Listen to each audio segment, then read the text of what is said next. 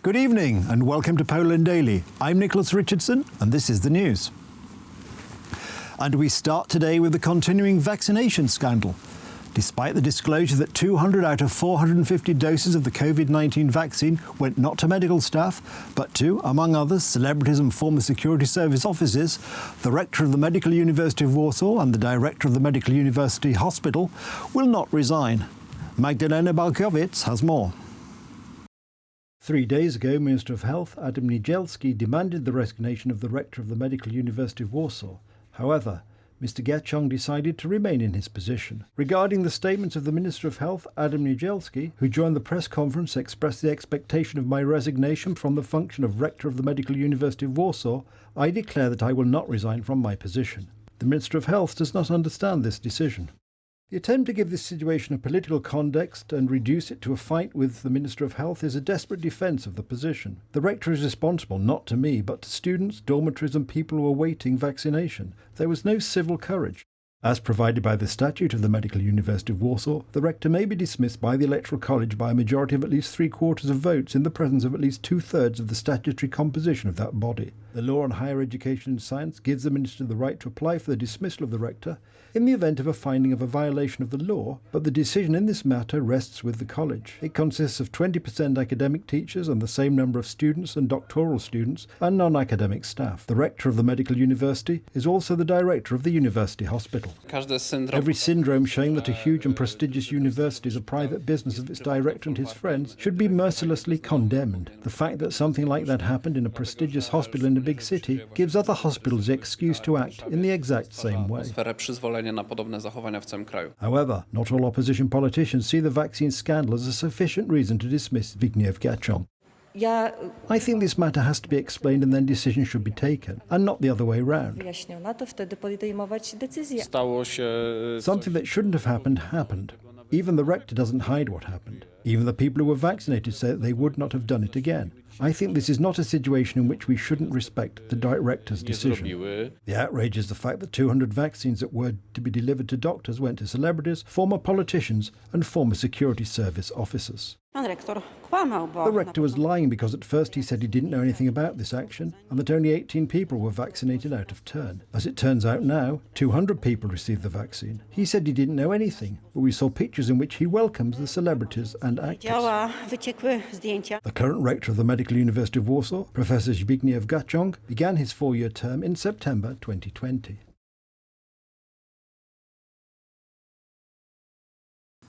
Michał Dworczyk, the Prime Minister's Chief of Staff, has presented a detailed COVID-19 vaccination schedule. As announced by Dworczyk, every person above the age of 18 will be able to register on the government website to receive the coronavirus vaccine. Over 6 million doses of the coronavirus vaccine developed by the Pfizer and Moderna companies will be delivered to Poland by the end of the first quarter of 2021. We will be able to vaccinate around 3 million people by the end of March. As of now, there are 5,594 vaccination points across the country. There are many more points in cities. When it comes to small municipalities, there is only one vaccination point in each municipality. The bigger the city, the more vaccination points it has. Only people above the age of 80 will be able to register to receive the vaccine on January the 15th, and seniors above the age of 70 on January the 22nd. Current epidemiological situation in Poland, Polish Ministry of Health. New infections, 9,053. New deaths, 481. Total infections, 1,404,905. Total deaths, 32,074. The Polish Ministry of Health reported 9,053 new coronavirus infections and conducted nearly 74,000 tests for the presence of the coronavirus in the country during the last 24 hours. 481 more people have died of coronavirus and coexisting conditions. The Mazowieckie province reported the largest number of new infections at 1,069, and the Świętokrzyskie province the lowest at 131. The total number of confirmed cases of coronavirus infection reported in Poland since the beginning of the pandemic is 1,404,905. According to the latest data from the Ministry of Health, 340,000 people have been vaccinated in Poland so far.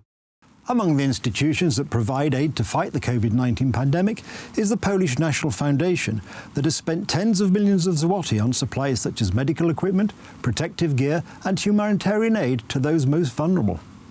The Polish National Foundation's mission is first to support the veterans of World War II and the armed uprising against the communists, and second, hospitals such as the Children's Health Centre of the Warsaw Institution for the Chronically Ill. Udzielamy pomocy także.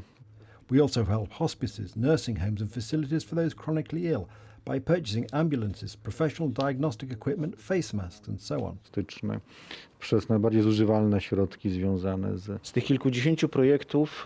Projects which directly helped people, including those who fight on the front line, were the ones which brought the greatest satisfaction. Bardziej zarażonych, tych na pierwszej linii frontu. The Foundation has extended its help abroad, together with the Odra Nieman Association and the Don't Forget About Us. The Polish National Fund provided food for Home Army veterans who stayed beyond Poland's eastern border. Thanks to the work of volunteers and soldiers of the Territorial Defence Units, more than 200 combatants have received hot meals and mental support every day. Kontakt z drugim człowiekiem. We hear every day many stories from volunteers who bring food to those in need, and always hear things like, "Please stay for one more minute." These are the most moving moments when people can make friends. Popatrzeć i to są niezwykle wzruszające chwile. Additionally, together with the Foundation, Don't Forget, the Polish National Fund created the Rehabilitation Corps for Warsaw insurgents. Rozpoczynamy tą akcję. Around 30 combatants will be included in our programme. They will be able to receive free of charge rehabilitation. This is a very important initiative, especially during this difficult time. Jest to ważne, myślę, że każdy człowiek może się przekonać. Chcemy wspierać naszych bohaterów. We want to support our heroes in this difficult time. Every day, dozens of volunteers ask them if they need more help. Kontaktuje się z powstańcami, kontaktuje się z kombatantami. During the pandemic, the Polish National Foundation has, for example, supported 20 institutions and hospitals throughout Poland, supplying them with the most necessary equipment to fight coronavirus, and has additionally helped Polish sportsmen and filmmakers. As it announced, in 2021, it is not going to rest on its laurels. Now more on the Sławomir Nowak case. Nowak is a former close personal friend of former Civic Platform leader and Prime Minister Donald Tusk. When his party was in power, Nowak administered funds for transport infrastructure and later became chief of the Ukrainian Road Authority. In July, Nowak was arrested and charged with corruption and abuse of power. The Warsaw District Court has decided to keep him behind bars until mid-April.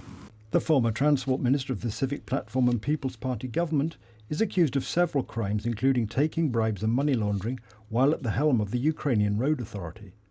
Additional charges include corruption during his term in Donald Tusk's government. According to the Warsaw District Court, Sławomir Nowak should spend more time on remand because there is a high probability that he did indeed commit the alleged crimes, could mislead the investigation, and the eventual prison term, if convicted, is quite long. To say that the United States resembles a powder keg at present is an understatement. National Guard units are permanently deployed at state capitals. Additional police units have been called in to increase the security during next week's inauguration of President Joe Biden. How are these momentous events affecting life on the streets of United States cities?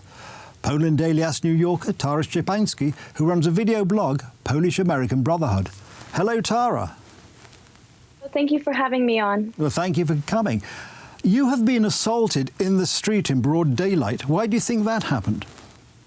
I'm an independent reporter, and I was attending what was advertised as an anti-fascist, anti-racism rally, which turned out to be an Antifa BLM rally. And since I was there reporting on it, they were assaulting and harassing the other journalists that were there, and I refused to turn off my stream for my viewers because I'm there covering the events and I'm media. I have every right to be there, and it's a public space. And for that, they initially assaulted me the first time, and then the second time they identified who I was and identified that I am in support of President Trump and assaulted me a second time. And how influential would you say the Antifa and Black Lives Matters movements are at present? I feel as if they are gaining in momentum, and I hope that Americans can wake up to understand the gravity of the situation of them being domestic terrorists. They advertise themselves as being anti-fascist, but they use violence to suppress the voices of others. And so therefore that is a fascist action. And I hope that others in America can wake up to the violence, because the way that things are presented in the media is not necessarily how things are happening in reality. And that's the importance of being an independent journalist and reporting live time what is happening on the ground. And that's what I do. That's fantastic. Thank you very much for sharing your experiences with us on Poland Daily. And that's the news. Thank you for watching. Stay with us for the weather, Poland Daily Business and more programmes. But from me, it's have a good night and a better tomorrow.